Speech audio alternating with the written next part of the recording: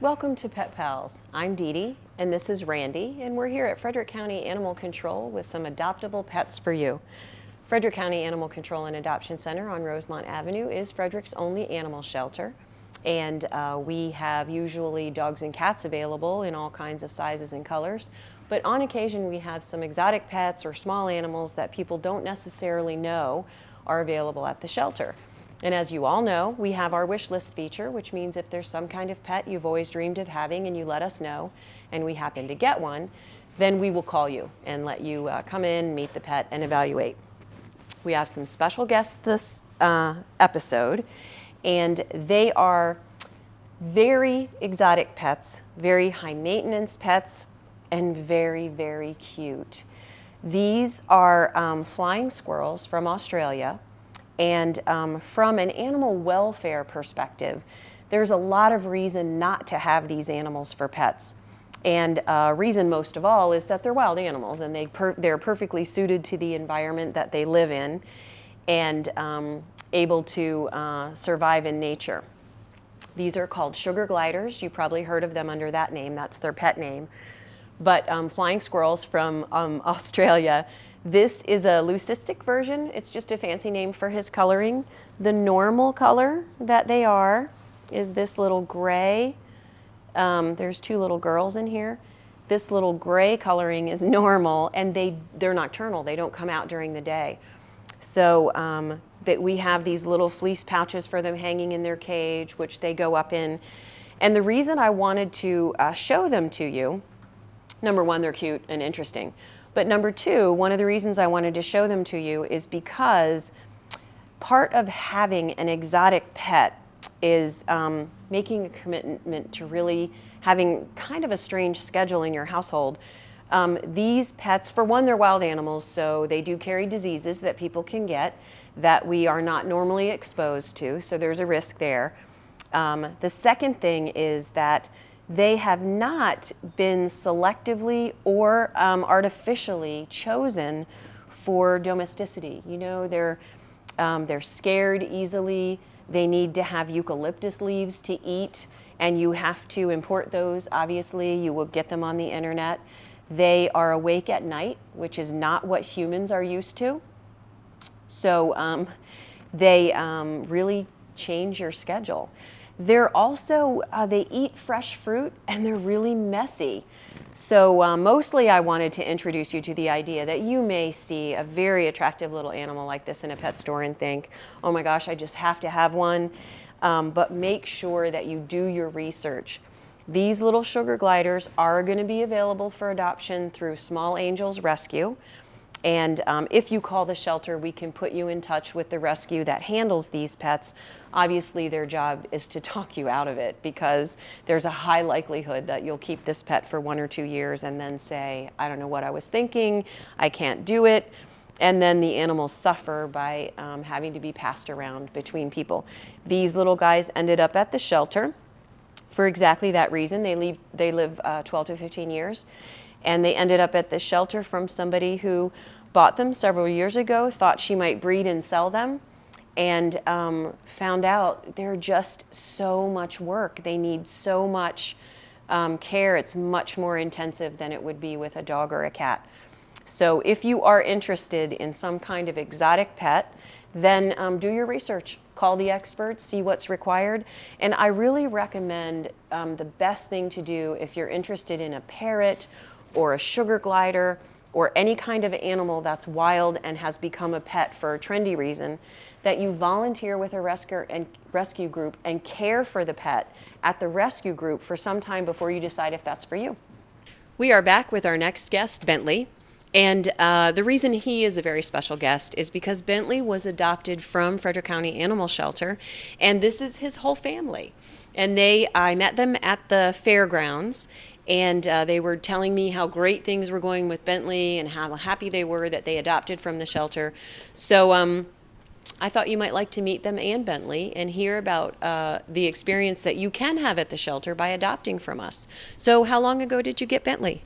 I guess it's been About 9 months ago. it's been that About long 9 now. months ago.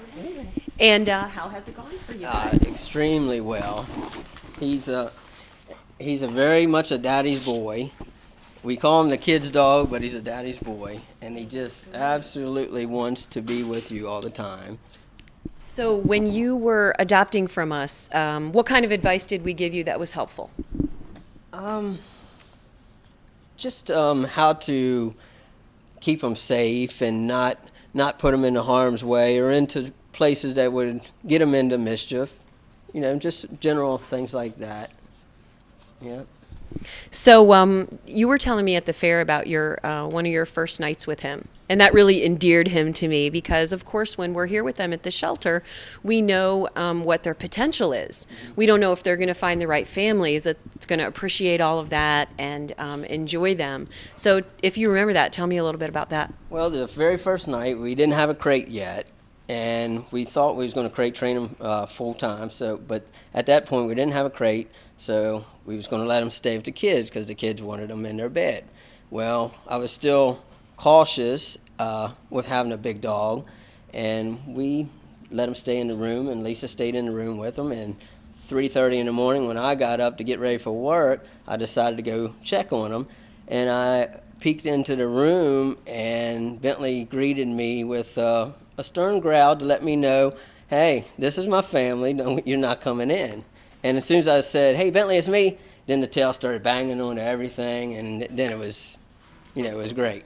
So to me, that's pretty amazing, and we hear that story all the time, that a dog that you barely know, that came to the shelter, and we evaluated him for all of the important things, how he handled taking food away from him and how he handled being with people.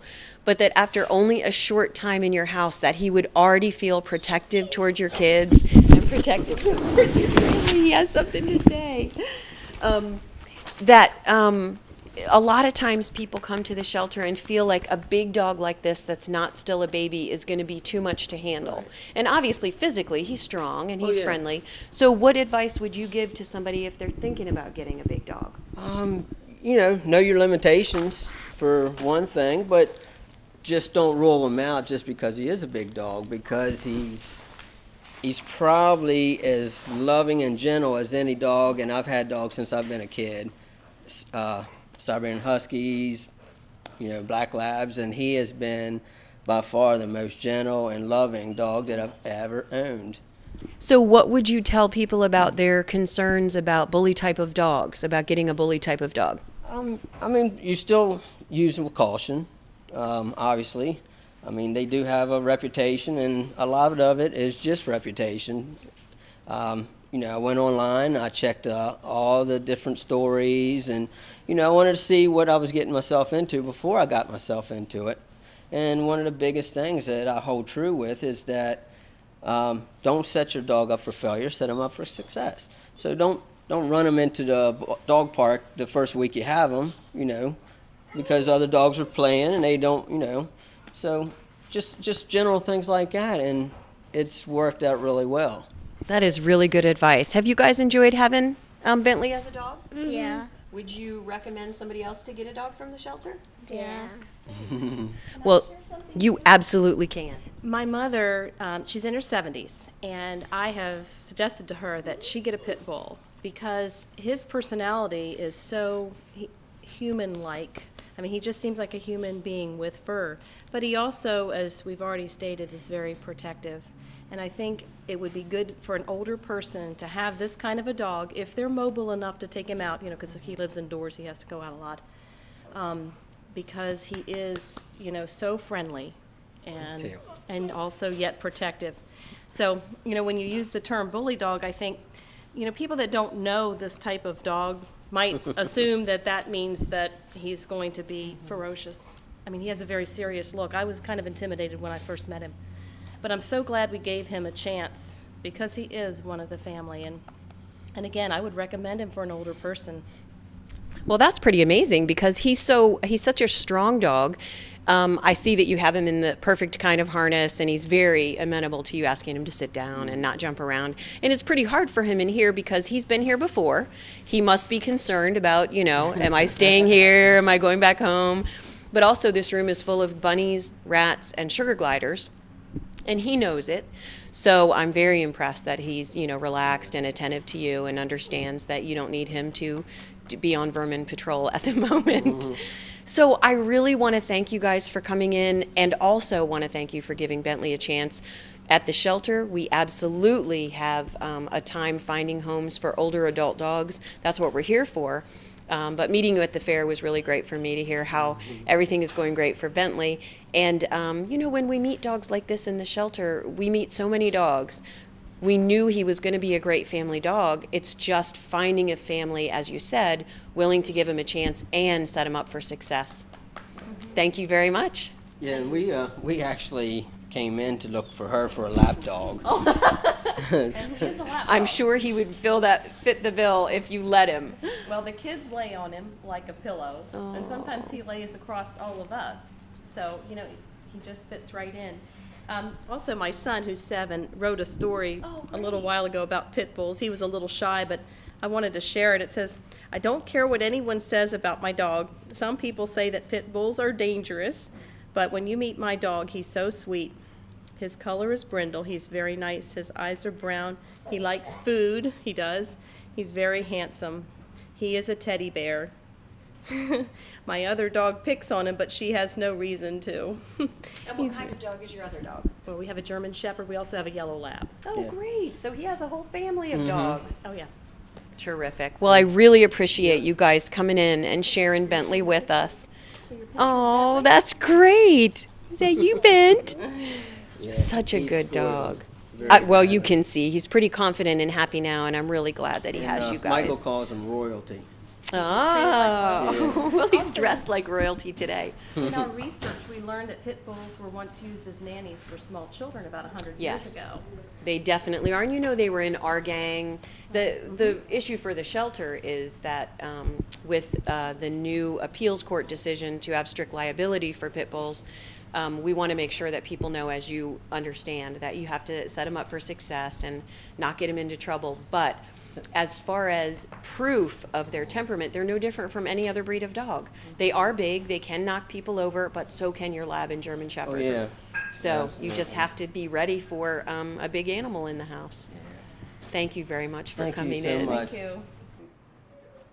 We'll be back in just a minute after a quick break with more adoptable animals for you at Frederick County Animal Control. Hope you join us.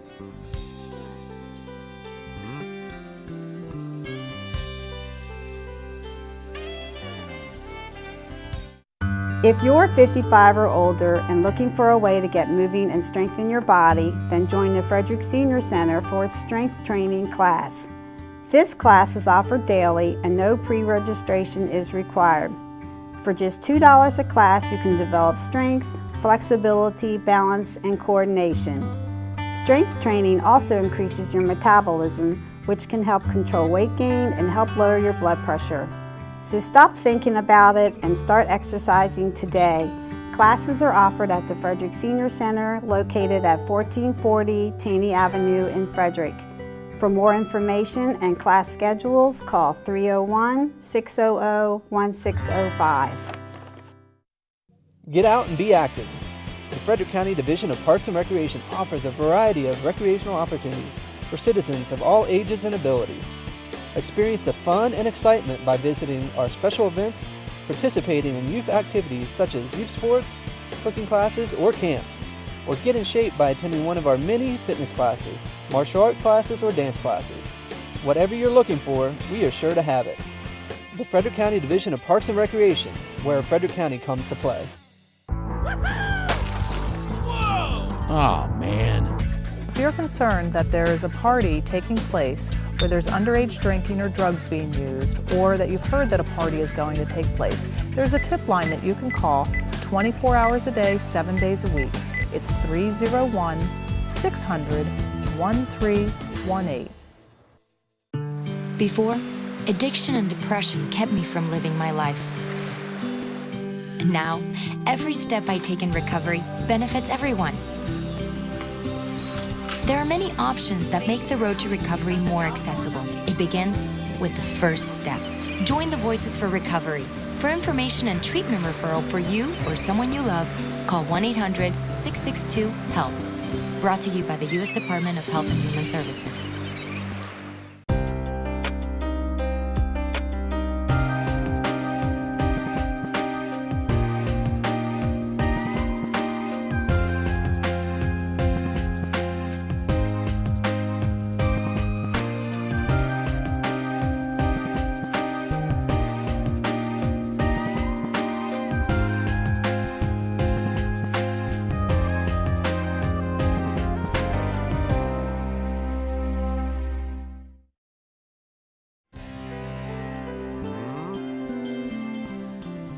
Welcome back to Pet Pals. We are back with some adoptable cats at Frederick County Animal Control, and we are starting with Cranberry.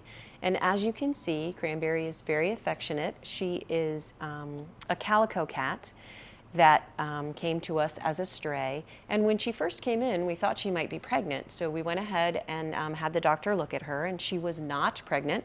So we spayed her, and she is now awaiting a new home. Today is her first day on the adoption floor, and so we're very careful about bringing cats on TV when they're new to us or when they've recently had surgery. She had her surgery just 2 days ago.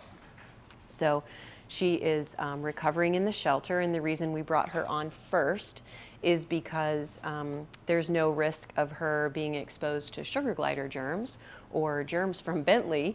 But we wanted her to be first before the other cats because she's recently had surgery. It's all the things that we think about while we're off camera, trying to make the TV show as easy for the animals as we can, because it's important for you to be able to see them, especially from the comfort of your own home, to try to encourage you to either come to the shelter, whether to adopt or volunteer, or to pass their information around. It's how we get the word out.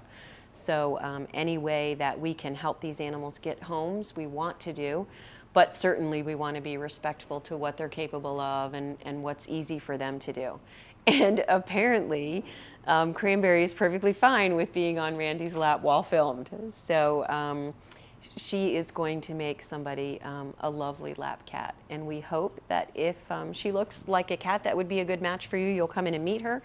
Or if you know of somebody who needs to have a nice hot water bottle, sweet, live companion, then perhaps you'll pass her picture around so that she can find the right match for her. We are back with Ava, and Ava is 2 years old. She's a spayed female who's already been declawed. And while we discourage doing the surgery of declawing because it's amputating the joints of each toe and can be really hard on the cat, some people, for many reasons, would prefer to adopt a declawed cat. And since Ava is declawed, then she might fit the needs of someone who has special requirements. Ava is also a unique color. She's a buff-colored cat, and usually the gene that causes this red and cream color always goes with stripes. So she is not a purebred Persian cat, but Persian cat breeders strive to get this color without stripes, and it is not easy to do. So if you care about that kind of thing, she is an uncommon color because her stripes are not evident, not even on her legs. You can see them a little bit in her tail. But she is a quite beautiful cat and has an interesting story. She's good with kids. We know that because she was in foster care when she came in. But she also was born January 1st of 2010, which means she might have been the very first kitten in Frederick in 2010. So if you would like to adopt the possibly first kitten of 2010, who's a very unique color, who has experience with kids, then please consider Ava. Come by and meet her and see what you think. She is, unlike Cranberry, not a lap cat, which means that she does not need you to be home all day petting her and attending to her. She's pretty independent, goes about her own business, and will make somebody a wonderful pet. So if you are interested in Ava or know someone who is, then give us a call or pass her picture around. We are back with Willow, a beautiful 1-year-old Torby cat who is a spayed female who was in the shelter several months ago. And we did successfully adopt her out, but her family brought her back because their resident cat said no to a second cat. And if you do decide to get a second cat, there are a couple things you should know. First, not all cats want roommates. And second, the best way to get two cats to accept each other is to start out the new cat in the bathroom for a week or even two. And very often I hear people say in response to that, put her in the bathroom, that seems mean. And that is definitely anthropomorphizing, because a human would not want to live in a bathroom for 2 weeks. But if you think about moving to a new neighborhood, it's very common to get an apartment or hotel room temporarily while you decide where you're going to live and while you scope out what the neighborhood has to offer.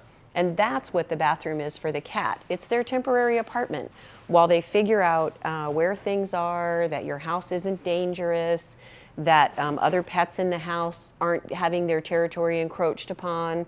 So it is an important part of introducing a new cat to your house. Now, even if you do that, could you still have two cats who say, not going to work? Absolutely. And that's what happened to the family that adopted Willow.